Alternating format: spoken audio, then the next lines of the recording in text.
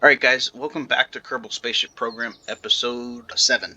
Last episode, I made the Oriole, and I forgot to put the camera on it. I know that, and I'm doing that right now because I just got done editing the video. Oh, I already have a P46. Oh well. Oh jeez. The game just crashed. That's great. It is raining. I hope my microphone doesn't pick that up. Mark III Command Pod. Oh, I am stupid. It's not in that tab, it's in this one. Alright, so that's going to be science. So this setup is kind of cheaty, obviously, because it basically has infinite delta V. There are other engines that I can use, like this one. This uses helium. Later on, I'm going to use probably some sort of fusion nozzle or one of these. Of course, they don't have any thrust at sea level, so I would have to actually launch it with a spaceship stage. Anyway, so body of this is going to be slightly longer. I cut this out of the last video, but this doesn't actually line up properly, and I can't, it's not like a scaling issue. Like if I scale that down, it goes, it's really weird. So I just do that and move it back in. Okay, now for the science. Before I forget, rovers, pack rat camera.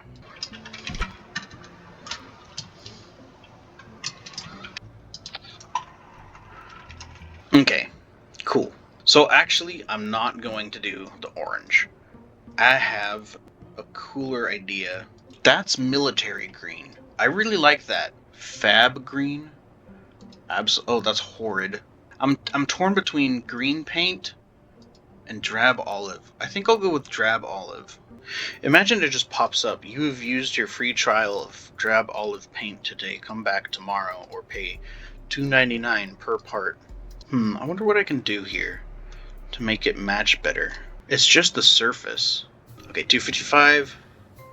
Let's do 150. Ooh, that looks nice. That looks nice. Wow. Drab olive. That's okay. That's okay that that's reflective. Keeping that white stripe there. Okay, now this is spaceship shaped. So what you can do is take these procedural wings. Again, wow, big surprise. Take the procedural wings, and I'm going to copy that. And now, this is actually bigger than that big, huge central thing. We now have a big stripe. I want it to do that. Only I want it, I think, to be more centered like that. Actually, what I think I'm going to do is just copy this specific piece to here. Line those up. What symbol is that? Isn't that like the symbol for AC or DC? This would be better suited for there, with that texture scaled up to this. What do I have for structural components? Do I have any girders or anything? I do. And now those need nose cones. Let's see, I want these actually to hold monopropellant, which means these either need to be completely removed or just yoinked back real far. Lights on, and I want this color to be red. Excuse you, I said red. Okay, I need RCS. Okay, so I want the 20 or 44 centimeter ones here, but moved here, and here. Alright, that looks good. That reminds me also, I need air brakes. I think I can get away with more decals here. Ooh. On this? Right there. I wanted some windows as well. I feel like I'm missing something, but I can't put my finger on what. I mean, obviously I need landing gear and stuff. And the bottom of this looks pretty drab, but that's fine. What was this? Oh. Bruh.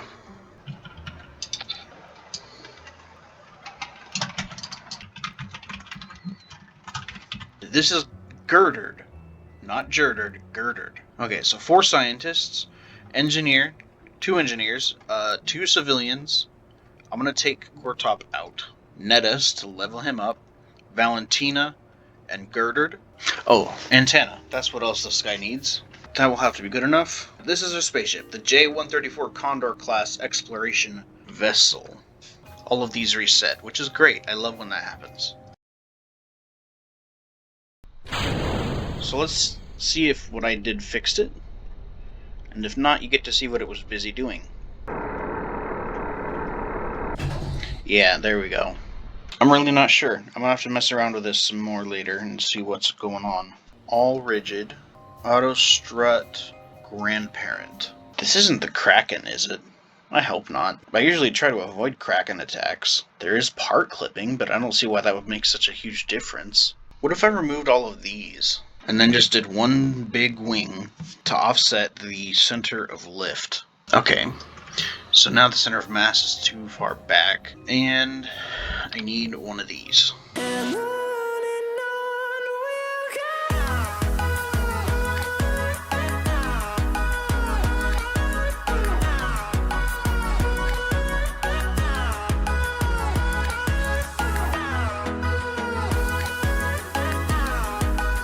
Yeah, that looks right. A dead weight?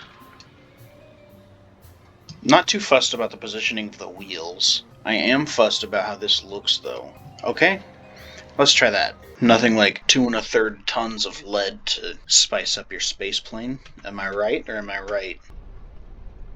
Call this thing Giles Corey because it needs more weight. Oh, why is that all the way back there now? 800. Okay. There we go. Ludsky, grow up. Oh, you're a civilian. I thought you were a pilot, dude. I'm sorry. Alright, let's land at the island airfield. This is why I'm not a huge fan of using these, because they don't work properly all the time, necessarily. I'd rather just stick to regular looking agreeable, like these modular girder segments. For some reason, mine are working. Maybe because they're not downloaded or something? I don't know, maybe because they're stored locally. Yeah, I've got no idea. This is going to be very hard to see at night. I should have thought of that before I decided to color the entire thing black and drab olive.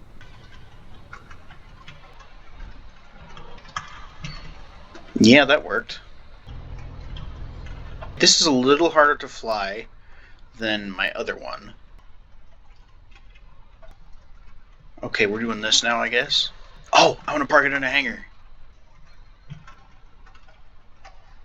Sucks that the Oriole crashes my game now, but I suppose it is what it is. Anyways, save. Cool. Just got jump scared by the guy walking into the right side of the screen. Amazing. Okay, whatever. I'm gonna do without these. Except the hexagons. Because those work. And only those work, for some reason. So let's see, what can I do? I can put antennas like that. Maybe some of these 16S communitrons. Right here. And I also need a thermal control system of some kind. These should be fine. Like that. That should solve our waste heat problem. Alright, I'm liking this in terms of spaceshipness. Last episode, I said I needed to set up communications network around Kerbin. So, let's do that. See what we have in terms of unmanned stuff. I have the Octo. That's a cool one. Okay, I had an idea. I wonder, can I scale these? I can't. Okay, no, I'm not going to do this. I'm going to make it even smaller. Microsat. Microsat liquid fuel engine. Yes, perfect. Oh, and the microsat liquid fuel tank. Power. Definitely just going to use solar panels. I'm going to pick the biggest ones I have, because it's going to look stupid. Yeah, stupid. Do I have a microsat solar panel? No, but I do have a battery, and that's going to be great. Oh, I do. 1B, 2B. They're the same size, and this makes more. Plus, they kind of fit nicely like that. Okay. What was this? Okay, 2G for that size. Are these combinable? Yes. Only the Delta V has gone down to 153. But these are the CubeSats. That is a pathetic TWR 0.06. Remind me to use these AIES Comtech-1 antennas a lot more often to save that. Okay, this doesn't have a SAS. It does have a reaction wheel though, that's good. Now, we go into here, and we need a Mark II space plane. A Mark III. What skins does this have? Black and white. I don't think that's supposed to happen. There's one more type of detail that I can do, now that I think about it.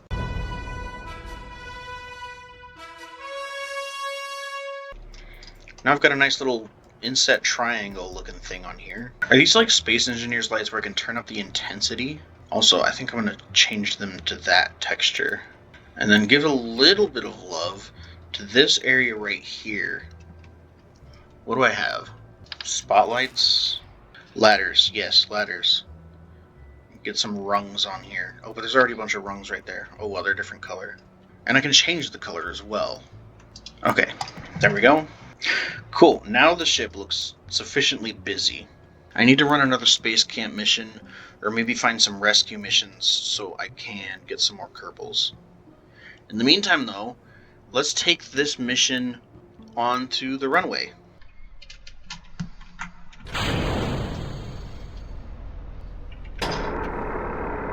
This took off nicely, very nicely.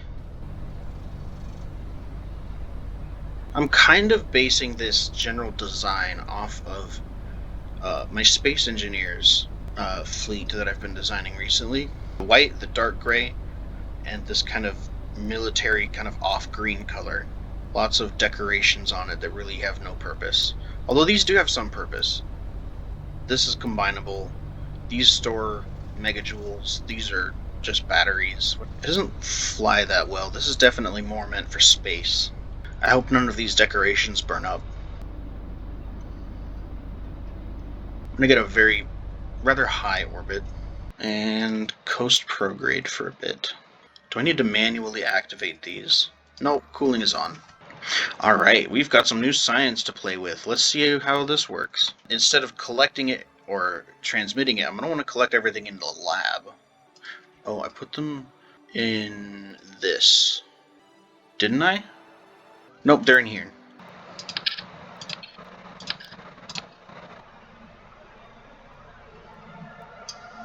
This is extremely slow. So these guys are going to be in orbit for quite a while. Let's warp here. The moon is our target. I want to face the target and floor it. Now, like I said last episode, I'm not going to do a regular Hohmann transfer where this goes out, I meet up with the Mun, and match my orbit with it so I can orbit it. What I'm actually going to do is keep burning until this is straight or pointing straight at the Mun. But this type of maneuver should give me another encounter with the Mun. I'm already out of Kerbin's shadow. Alright, 50 kilometers should be fine, and I can just warp here. Since I don't have biome science, I can just do a flyby of the Mun, and then Minmus is actually right here. Also, you'll notice this is 24 minutes. It was 36 earlier when I was like right there. Normally it would take a couple Kerbin days, with like 12 hours to make this trip. In real life, it would take a few real-life days. This is not sped up footage. The moon is actually getting that much bigger in real time. I'm going to take this and stick it here, so I just have access to the clean experiments.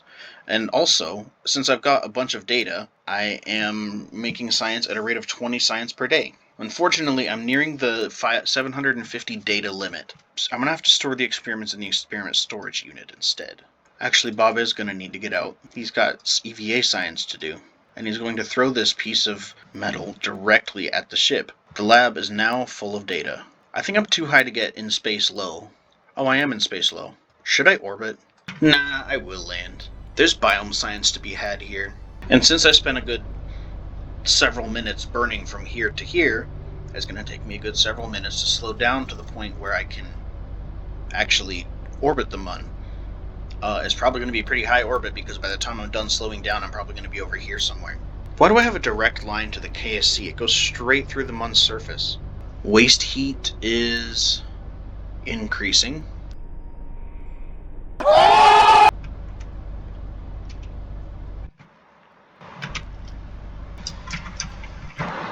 Yeah, right on the edge of the crater. That's perfect. So I can roll downhill for a solid 3 minutes before coming to a stop. Cool, parked. This is fine. It shouldn't It shouldn't affect the ship in any way. I guarantee it. This is going to be fine.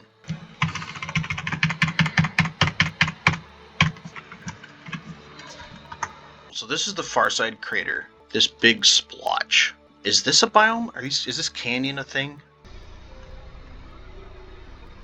Don't break. Please don't.